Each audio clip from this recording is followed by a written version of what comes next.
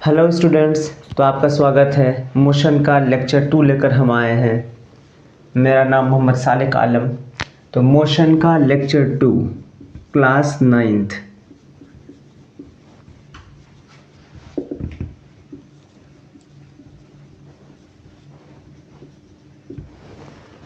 पहले लेक्चर में हम लोग पढ़े थे रेफरेंस पॉइंट, डिस्टेंस और डिस्प्लेसमेंट के बारे में। रेफरेंस पॉइंट स्टेशनरी भी हो सकता है, मूवेबल भी हो सकता है। और डिस्टेंस क्या होता है? Actual path travelled by a body, ये एक स्केलर क्वांटिटी था। और डिस्प्लेसमेंट क्या था? वेक्टर क्वांटिटी था। और ये shortest path between initial point and final point था। आज हम लोग जो पढ़ेंगे कि मोशन का दो टाइप होता है। मोशन का दो प्रकार होता है। एक होता है हमारा यूनिफॉर्म मोशन,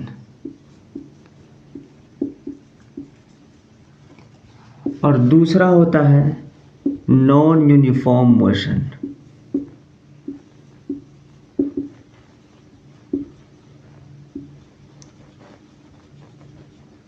नाम से ही समझ में आ रहा होगा कि यूनिफॉर्म मतलब क्या होता है? एक जैसा। जैसे आजकल चल रहा है यूनिफॉर्म सिविल कोड, मतलब एक जैसा कानून। वैसे यूनिफॉर्म मोशन मतलब ऐसा मोशन जिसमें इक्वल टाइम इंटरवल में इक्वल दूरी तय की जाए, उसको बोलेंगे यूनिफॉर्म मोशन। मतलब जैसे कोई भी चीज़ चल रहा है, हर सेकंड में जितना दूरी तय कर रहा है ना, तो वो एवरी सेकंड यानी हर सेकंड में बराबर दूरी तय कर रहा हो। या 1 मिनट में जितना दूरी तय कर रहा है, तो हर मिनट में उतना ही दूरी तय कर रहा हो। तो इक्वल इंटरवल ऑफ टाइम में इक्वल डिस्टेंसेस अगर ट्रेवल करेगा, उसको बोलेंगे यूनिफॉर्म मोशन। इसमें क्या होता है कि बॉडी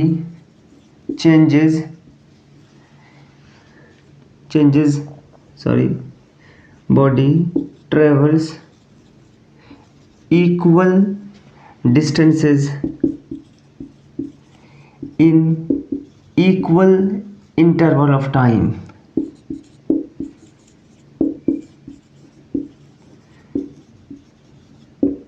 सिंपल एक आसान भाषा में हम ये बोल सकते हैं कि जब भी कोई बॉडी बराबर की दूरी तय करता है बराबर के समय में, जैसे कि हर सेकंड में बराबर दूरी, या हर मिनट में बराबर दूरी, या हर घंटे में जो दूरी तय कर रहा है वो बराबर है, तो हम सीधा बोल सकते हैं कि स्पीड जो होता है ना उसका बराबर होगा। Speed is constant.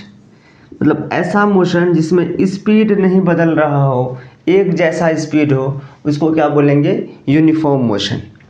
Non uniform motion में क्या होता है कि इक्वल इंटरवल ऑफ टाइम में कोई बॉडी अगर अलग अलग दूरी तय कर रहा है, जैसे पहले सेकंड में 1 मीटर, दूसरे सेकंड में आधा ही मीटर तय किया, तीसरे सेकंड में जो है 2 मीटर तय कर गया। मतलब 1 सेकंड का टाइम है, हर सेकंड में अलग अलग दूरी तय करे, तो ऐसा मोशन को बोलेंगे नॉन यूनिफॉर्म मोशन। इसमें क्या होता है? Body covers unequal distances in equal interval of time।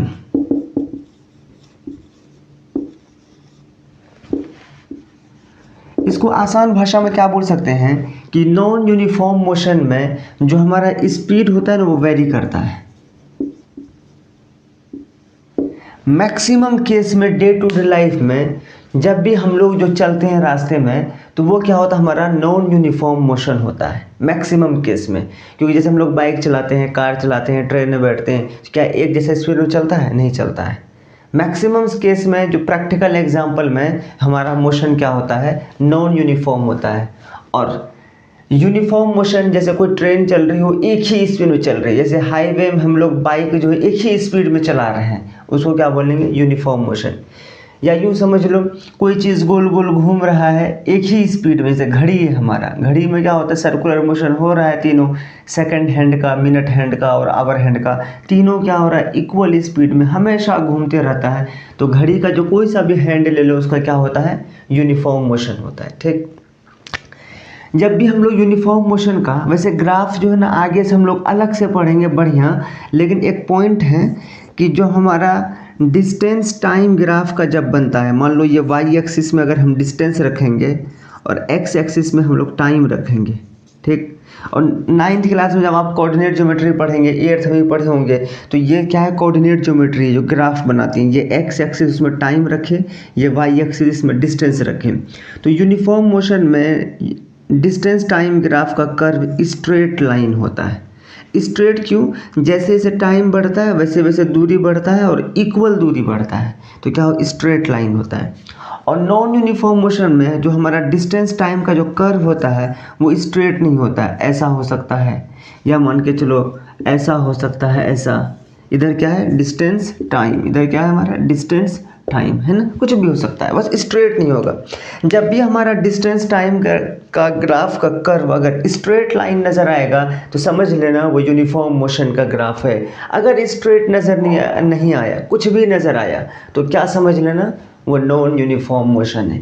तो ये दो टाइप का मोशन होता है, ठीक है, तो छाप लीजिए।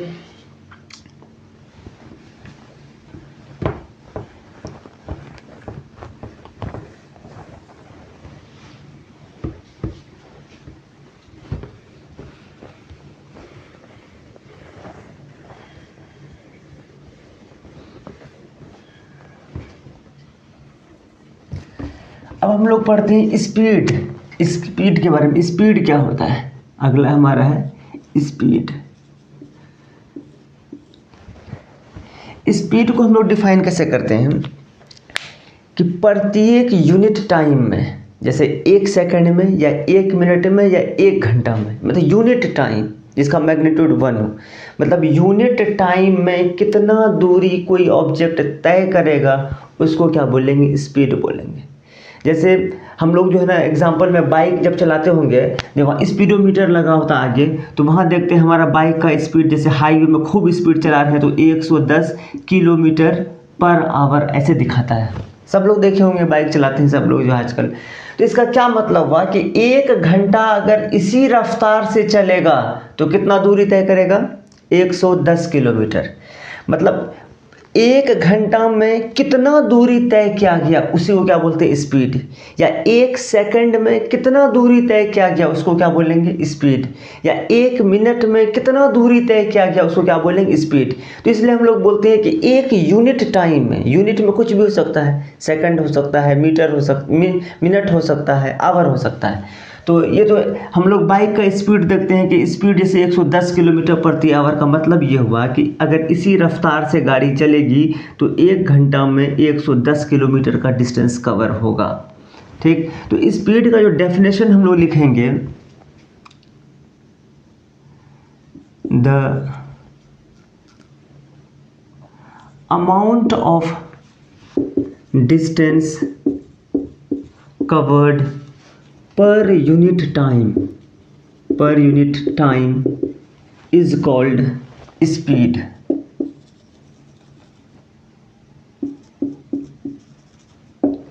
देखो इसको ऐसे भी लिख सकते हैं, और the rate of change of distance is called speed। तो पहले डेफिनेशन में क्या कह रहा है कि 1 यूनिट टाइम में कितना दूरी तय किया उसको क्या बोलेंगे, स्पीड। दूसरे डेफिनेशन में क्या है कि रेट मतलब होता है समय के साथ, समय के साथ कितना दूरी में बदलाव हुआ उसको क्या बोलते हैं, स्पीड।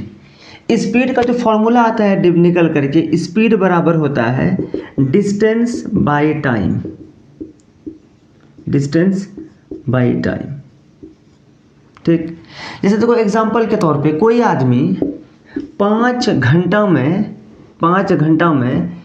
100 किलोमीटर तय करता है, 5 घंटा में 100 किलोमीटर तय करता है। तो बताओ कि 1 घंटा में कितना किलोमीटर तय किया, 20 किलोमीटर। इसका मतलब इसका स्पीड कितना हो गया, 20 किलोमीटर।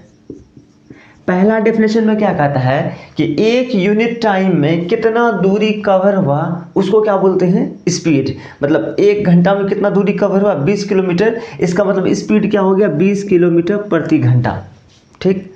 अगर दूसरा डेफिनेशन देखेंगे, speed is equal to distance बटे टाइम, तो वैसे ही निकालेंगे। स्पीड का फॉर्मूला क्या है, यहाँ पे डिस्टेंस कितना दे रखा है 100, टाइम कितना दे रखा है 5, मतलब हो जाएगा 20 किलोमीटर प्रति आवर। ठीक नहीं, मतलब एक यूनिट टाइम में कितना दूरी बदलेगा उसको हम लोग बोलेंगे स्पीड। ठीक है, लिख लिया। देखो स्पीड क्या है, हमारा स्केलर क्वांटिटी है। स्पीड स्केलर क्वांटिटी है।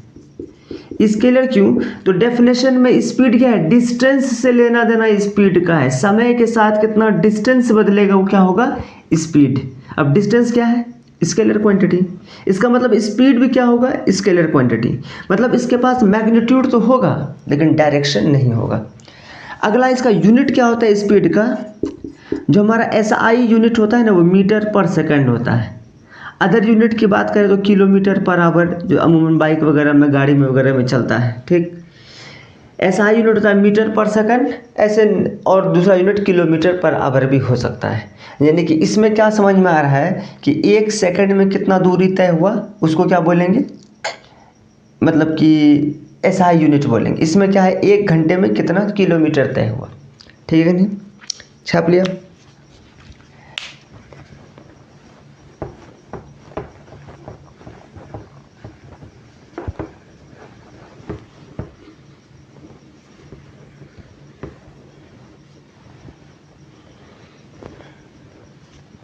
अब ऐसा क्वेश्चन है,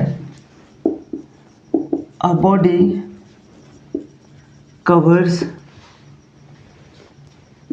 200 kilometre in 10 hours, find speed of body।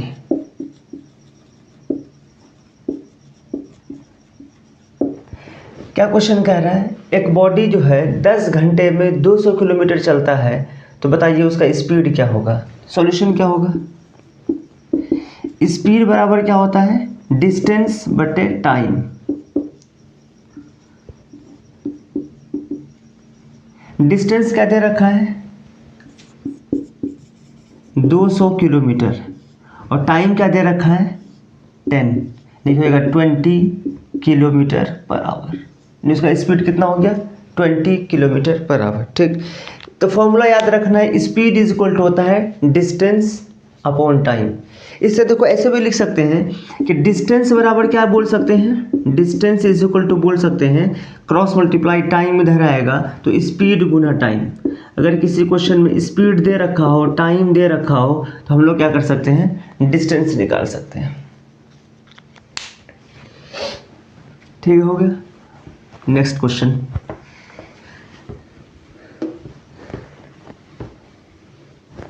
Question है,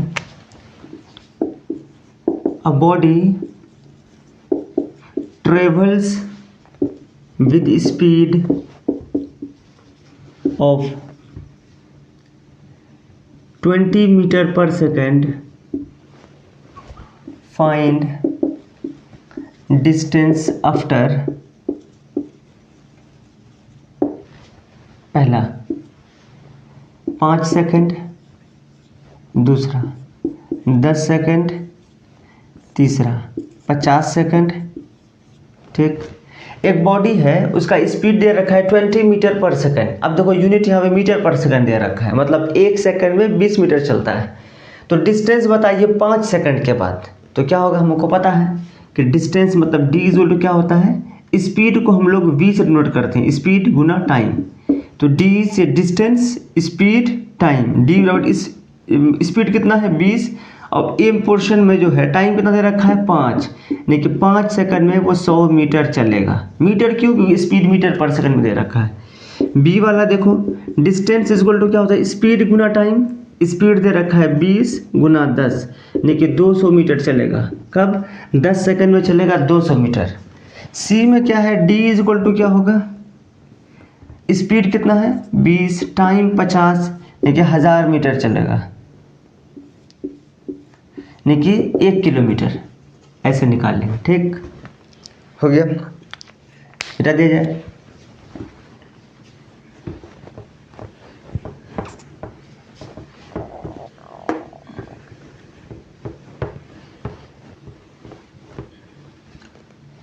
अब देखो, अब हम लोग कहते हैं एवरेज स्पीड क्या होता है, और ये एवरेज स्पीड जो है बड़ी काम की चीज़ है।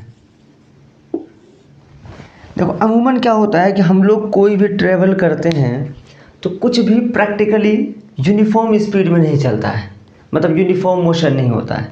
तो हमारा क्या होता है, स्पीड कभी कम होता है कभी ज़्यादा होता है। तो उसके लिए एक नया टर्म आता है एवरेज स्पीड। एवरेज स्पीड में क्या होता है कि total distance upon total time. जैसे मान के चलो कि हम यहाँ से कहीं गए 40 किलोमीटर दूर है, तो हमारा गाड़ी का स्पीड क्या हो गया, अलग अलग हुआ, कहीं 100 कहीं 50 कहीं 60 कहीं 70, अलग अलग स्पीड हुआ। अब हमको ये कैलकुलेट करना है कि हम 40 किलोमीटर गए और जाने में हमको कितना लग गया, 4 घंटा लग गया, ठीक है नहीं। तो हम एवरेज स्पीड कैसे निकालेंगे, तो 40 किलोमीटर टोटल डिस्टेंस और समय कितना हो गया 4 घंटा। तो डिवाइड करके इसका मतलब क्या हुआ कि हम प्रत्येक घंटा इधर लिख के बताते हैं। जैसे हमारा डिस्टेंस कितना बोले 40 किलोमीटर, अलग अलग स्पीड से गए लेकिन समय हमको लग गया 4 आवर। तो इसका मतलब एज एन एवरेज जो हमारा स्पीड आएगा ना, तो d/t मतलब 40/4 इज इक्वल टू हो जाएगा 10 मीटर पर सेकंड। इसका मतलब किलोमीटर पर आवर। इसका मतलब क्या हुआ ना कि अगर हम एवरेज स्पीड मान लिया जाए कि 10 किलोमीटर प्रति आवर से लगातार एक यूनिफॉर्म स्पीड में 4 घंटा तक अगर चलते तो 40 किलोमीटर कवर हो जाता। तो इसलिए आता है एवरेज स्पीड, क्योंकि जब स्पीड यूनिफॉर्म नहीं हो तो वहाँ पे क्या आता है, एवरेज स्पीड। ठीक है, ये एग्जाम्पल था। तो एवरेज स्पीड का डेफिनेशन क्या होता है, average speed is defined as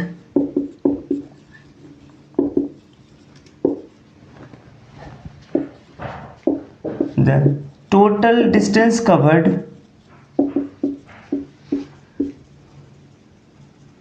divided by total time। मतलब देखो एवरेज स्पीड से हमको ऐसे डिनोट करते हैं v और ऊपर डैश लगा देते हैं, इसका मतलब क्या हुआ, एवरेज स्पीड। ठीक, तो average speed is equal to हो जाएगा, ये हमारा क्या, average speed equal to total distance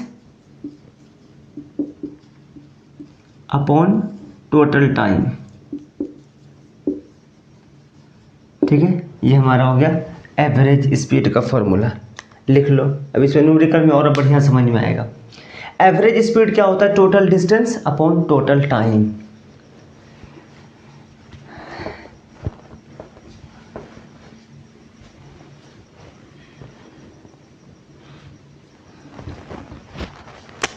जैसे क्वेश्चन है, अ बॉडी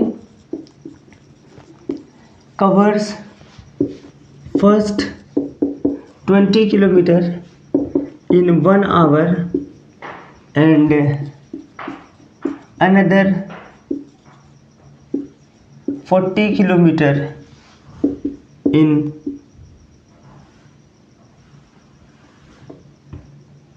1 hour, find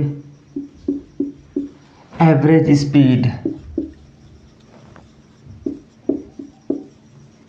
ठीक, तो एक बॉडी है वो पहले घंटे में 20 किलोमीटर चलता है और अगले घंटे में जो 1 घंटे में वो 40 किलोमीटर चलता है, तो बताइए उसका एवरेज स्पीड क्या होगा।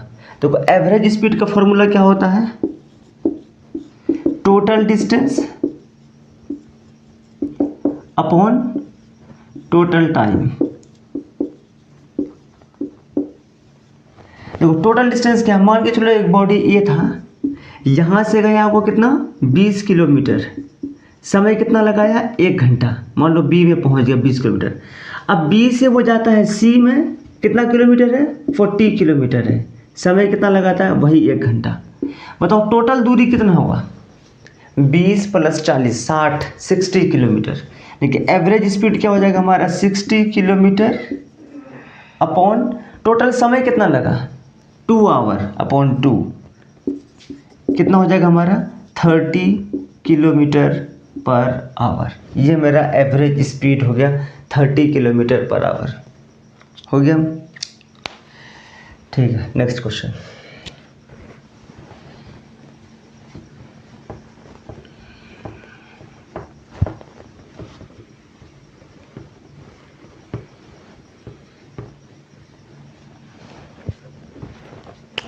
क्वेश्चन है, a body travels half distance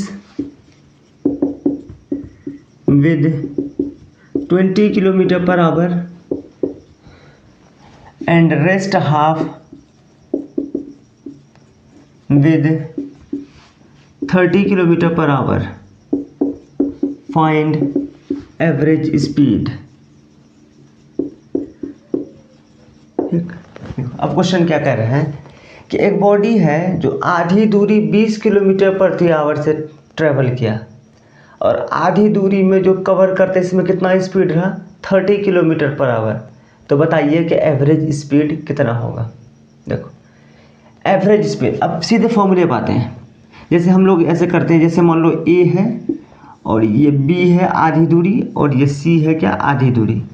ये जो हाफ डिस्टेंस वो ट्रेवल किया है 30 किलोमीटर पर आवर, ठीक। ये जो हाफ दूरी, सॉरी 20 है पहला, 20 किलोमीटर, ठीक। और अनदर हाफ जो किया है 30 किलोमीटर पर आवर से, ठीक है। इतना सा इन्फॉर्मेशन दिया हुआ है। तो सॉल्यूशन में क्या करेंगे, मान लेते हैं कि आधी दूरी का जो डिस्टेंस है वो क्या है, x है। तो इसका मतलब बचा हुआ आधी दूरी का भी डिस्टेंस क्या होगा, x होगा, क्योंकि दोनों बराबर है। देखो हमको तो अब डिस्टेंस मिल गया, टोटल डिस्टेंस कितना है, 2x है, क्योंकि स्पीड का जो एवरेज स्पीड का फॉर्मूला होता है वो होता है total distance upon total time. Total distance हमको मिल चुका है, क्या है, 2x, क्योंकि ये x ये x, लेकिन टाइम नहीं मिला। तो बताओ क्या यहाँ पे A से B तक जाने में कितना समय लगा होगा, क्या यहाँ से निकाल सकते हैं क्या, क्योंकि स्पीड दे रखा है, डिस्टेंस हम लोग मान चुके हैं x। तो इसका मतलब यहाँ पे जो टाइम निकलेगा ना, टाइम बराबर क्या होता है, डिस्टेंस अपॉन स्पीड, मतलब कितना होगा, x/20 इसका होगा। डिस्टेंस कितना है, x है, स्पीड है 20, मतलब x/20 आवर होगा। और इसका जो B से C में जाने का समय कितना होगा, x/30 आवर, ठीक। अब देखो हमको डिस्टेंस पता चल गया 2x, टाइम पता चल गया, आधे में इतना समय लगा, आधे में इतना समय लगा। तो अब लगा देते हैं फॉर्मूला। टोटल डिस्टेंस कितना हो गया 2x, टाइम कितना हो गया x/20 प्लस x/30, ओके। इसको देखो एलसीएम लेंगे तो नीचे कितना आएगा 60, 2x इधर आएगा 60, इधर आएगा 3x प्लस 2x, ठीक। तो 60 ऊपर जाएगा, ये है कि नहीं। तो 2x इंटू 60 अपॉन हो जाएगा हमारा 5x, ये हो जाएगा 12। इसका मतलब देखो एवरेज स्पीड हो गया 24 किलोमीटर पर आवर, ठीक है नहीं। ऐसे निकालते हैं। तो एक ही फॉर्मूला है, एवरेज स्पीड का फॉर्मूला होता है total distance upon total time. तुम टोटल डिस्टेंस निकाल लो और टोटल टाइम निकाल लो, तुम्हारा हो जाएगा, ठीक। जब भी हमारा ऐसा सवाल होगा कि आधी दूरी इतना में क्या, बाकी आधी दूरी इतना में क्या, तो हम लोग डिस्टेंस को x मानेंगे, ठीक है।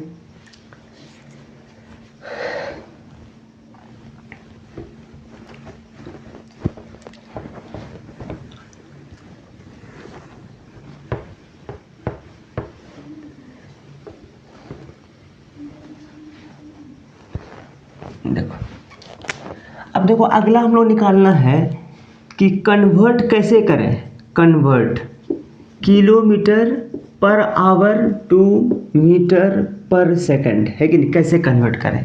जैसे कोई चीज़ अगर उसका रफ्तार किलोमीटर प्रति घंटा में दे रखा है ना, जैसे 1 घंटा में 1 किलोमीटर, तो आखिर वो चीज़ 1 सेकंड में कितना मीटर चलेगा, ठीक है नहीं।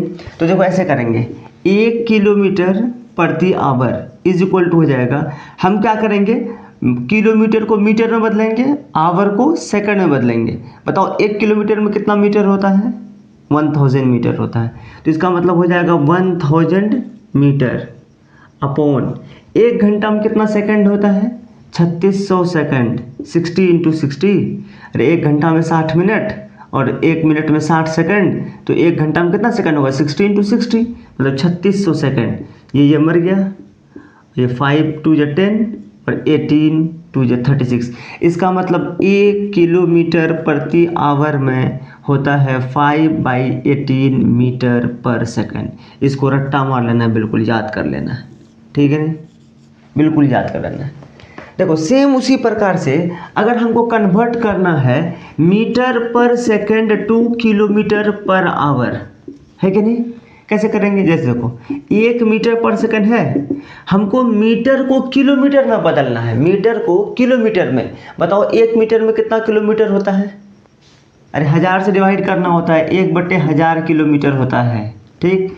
अच्छा बताओ सेकंड को आवर में करना है तो क्या होगा, 3600 से डिवाइड करना होगा, जब डिवाइड करें तो ऊपर जाएगा ये, अरे यार सेकंड नीचे है, इसको अगर डिवाइड करेंगे तो ऊपर चला जाएगा ना, ये हो जाएगा हमारा किलोमीटर पर आवर, ये कट गया, 18 2 36, 5 2 इसका मतलब 1 मीटर पर सेकंड में होता है 18/5 किलोमीटर पर आवर।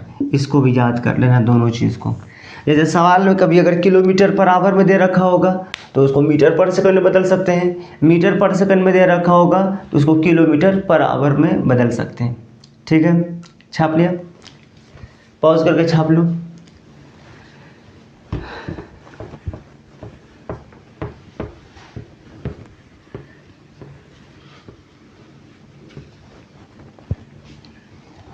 देखो क्वेश्चन है, convert these into metre per second. A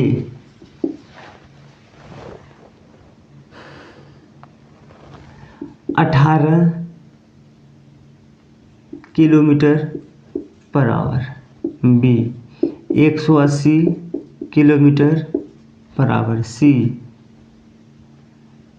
36 kilometre per hour, ठीक है ना। ये किलोमीटर पर आवर में दे रखा है, इसको कन्वर्ट करना है मीटर पर सेकंड में, तो कैसे करेंगे। अभी तो हम लोग पढ़े कि 1 किलोमीटर पर आवर में 5/18 मीटर पर सेकंड होता है, ये पढ़ चुके हैं हम लोग। बताओ 18 किलोमीटर में कितना होगा, मल्टीप्लाई करेंगे, अरे यूनिटरी मेथड, 1 रुपया में 10 केला तो 10 रुपया में 100 केला, ठीक है नहीं, ऐसे ही बस 1 किलोमीटर पर आवर में इतना मीटर पर सेकंड, तो 18 किलोमीटर पर आवर में मल्टीप्लाई कर देंगे 5/18 इंटू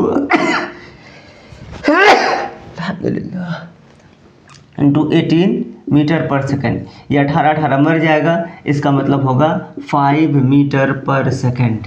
ये वाला कहानी खत्म। अब बी वाले में फिर क्या करेंगे, 1 किलोमीटर पर आवर में कितना होता है 5/18, तो इसका मतलब क्या होगा 5/18 गुना कर देंगे 180, ये कितना होगा 10 से कटेगा, ठीक है 50 मीटर पर सेकंड, गुड। सी वाले में क्या करेंगे, 36 दे रखा है, 5/18 को क्या करेंगे हम लोग 36 से मल्टीप्लाई कर देंगे, तो इसका मतलब 10 मीटर पर सेकंड, ठीक। आगे समझ में। अब देखो जब जस्ट इसका अगला सवाल है, अब मीटर पर सेकंड में दे रखा होगा, हम लोग किलोमीटर पर आवर में चेंज करेंगे।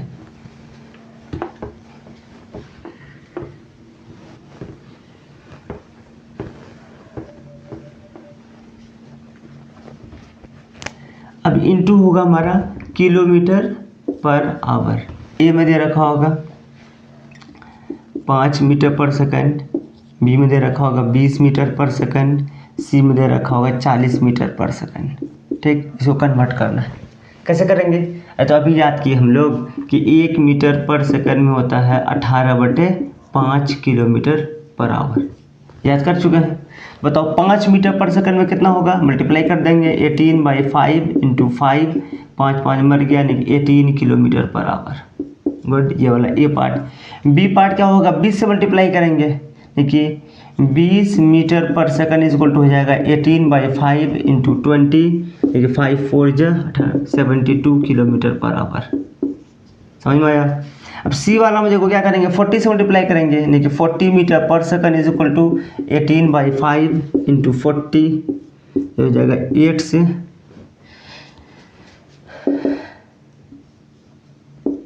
144 किलोमीटर पर आवर, समझ में आया, गुड, ठीक। ये हमारा हो गया स्पीड। स्पीड क्या होता है, स्केलर क्वांटिटी होता है, डिस्टेंस अपॉन टाइम होता है। स्पीड अगर कांस्टेंट हो उसको यूनिफॉर्म मोशन बोलते हैं, स्पीड अगर वेरी करे अलग अलग हो उसको नॉन यूनिफॉर्म मोशन बोलते हैं। एवरेज स्पीड क्या होता है, total distance upon total time, ठीक है। आगे बढ़ते हैं, अब आते हैं हम लोग वेलोसिटी पे।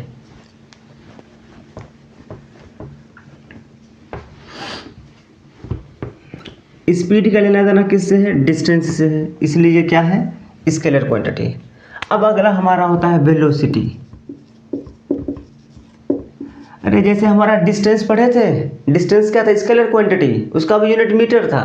वैसे डिस्प्लेसमेंट पढ़े, उसका वो क्या है? वेक्टर क्वांटिटी है, उसका यूनिट क्या है? मीटर है। वैसे हमारा स्पीड स्केलर है तो वेलोसिटी क्या है? वेक्टर है। ये क्या हमारा? वेक्टर क्वांटिटी है।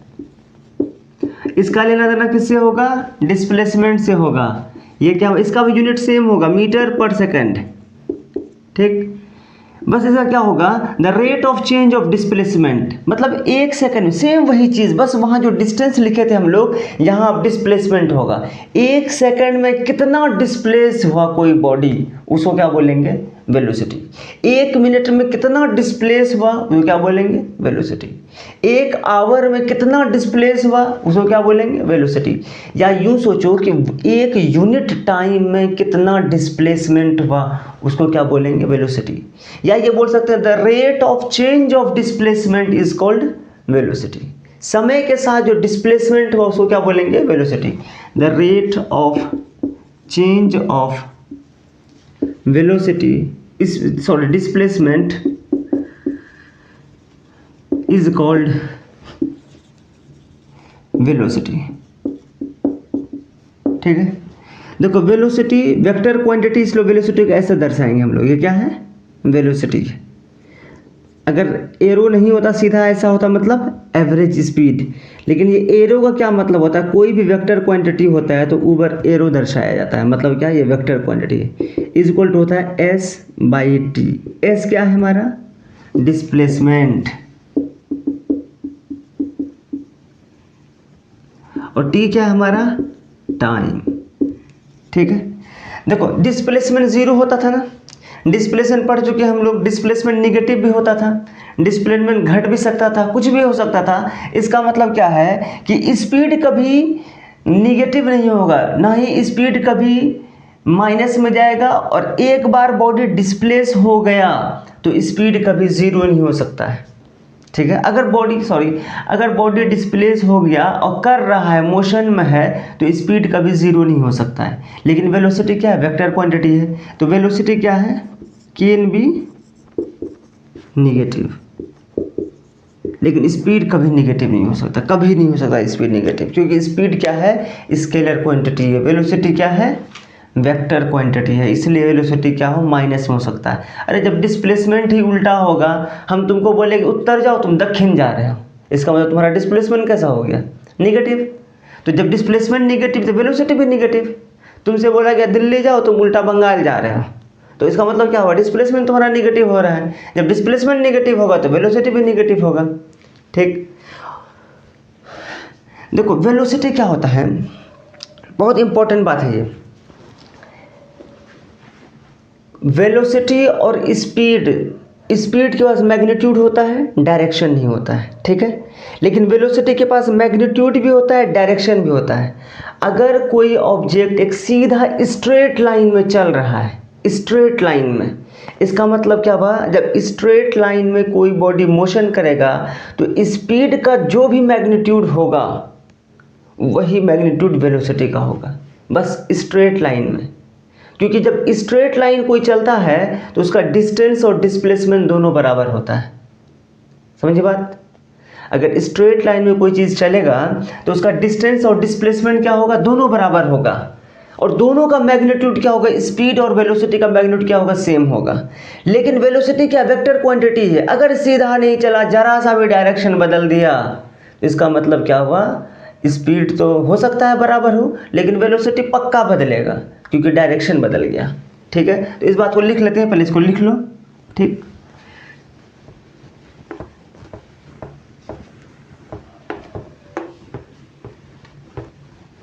देखो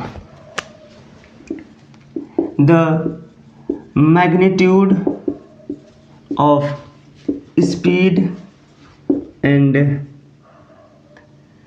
velocity is same if body travels in straight line। देखो जब स्ट्रेट लाइन में कोई बॉडी सीधा चलेगा, इसका मतलब जो भी डिस्टेंस होगा वही डिस्प्लेसमेंट होगा। अरे शॉर्टेस्ट पाथ है स्ट्रेट लाइन। जब डिस्टेंस डिस्प्लेसमेंट बराबर होगा तो इसका मतलब स्पीड वेलोसिटी भी बराबर होगा। लेकिन अगर कोई बॉडी स्ट्रेट नहीं चलेगा, अगर मुड़ गया, तो इसमें क्या होगा, डिस्टेंस और डिस्प्लेसमेंट अंतर हो जाएगा।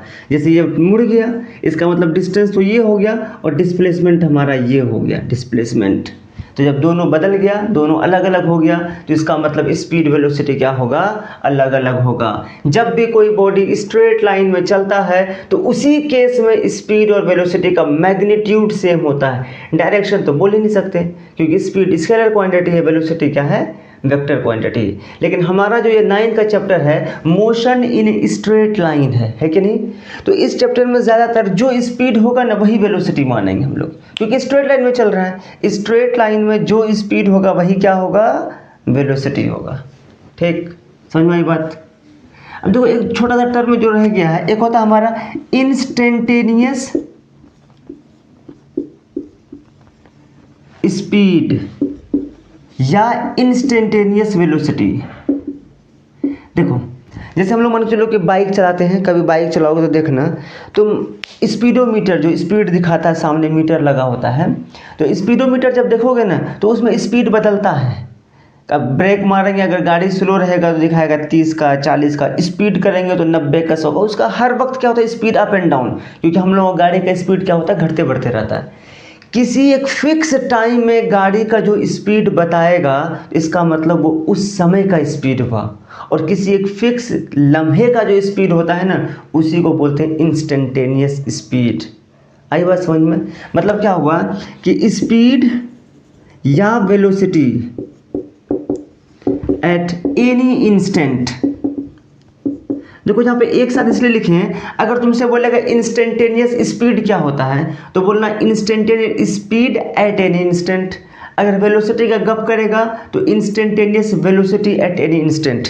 जैसे मान के चलो हम जो है बाइक चला रहे थे, 40 किलोमीटर चला लिए हम जो है, कोई तुमसे पूछेगा अगर जब 10 किलोमीटर पे पहुँचे थे ना तो उस समय कितना स्पीड था, इसका मतलब वो किसका बात कर रहा है, वो इंस्टेंटेनियस स्पीड का बात कर रहा है। अगर तुमसे पूछेगा, जैसे हम 2 घंटा लगातार बाइक चलाए, तुमसे पूछेगा कि आधा घंटा जब कंप्लीट हुआ था उस समय तुम्हारा कितना स्पीड था, तो वो किसकी बात कर रहा है, वो इंस्टेंटेनियस स्पीड की बात कर रहा है। हाँ याद रखना कि इंस्टेंटेनियस किसी भी वक्त पे जो स्पीड होगा वही वेलोसिटी होगा। इसका मतलब क्या हुआ, इंस्टेंटेनियस मैग्नीट्यूड जो होता है इंस्टेंटेनियस स्पीड का और इंस्टेंटेनियस वेलोसिटी का, वो हमेशा सेम होता है। magnitude of instantaneous speed and instantaneous velocity is same। देखो टोटल स्पीड या एवरेज स्पीड या एवरेज वेलोसिटी कभी सेम नहीं हो सकता है, ठीक नहीं। लेकिन किसी एक फिक्स टाइम पे, फिक्स समय पे तुमसे पूछा जाए क्या स्पीड है क्या वेलोसिटी है, दोनों का मैग्नीट्यूड सेम होगा। इसलिए इंस्टेंटेनियस स्पीड का वैल्यू जो होगा वही इंस्टेंटेनियस स्पीड होगा। तो ठीक है, आज के लिए इतना ही। नेक्स्ट में हम लोग पढ़ेंगे एक्सेलरेशन, उसके बाद फिर हमारा ग्राफ आएगा, इक्वेशन ऑफ मोशन आएगा। ठीक है, पढ़ाई करते रहिए। Thank you. और हमारा प्ले स्टोर पे जो एप्लीकेशन है CP क्लासेस पूर्णिया, उसको भी आप डाउनलोड कर लीजिए और हमारे चैनल को भी सब्सक्राइब कर दिए। Thank you.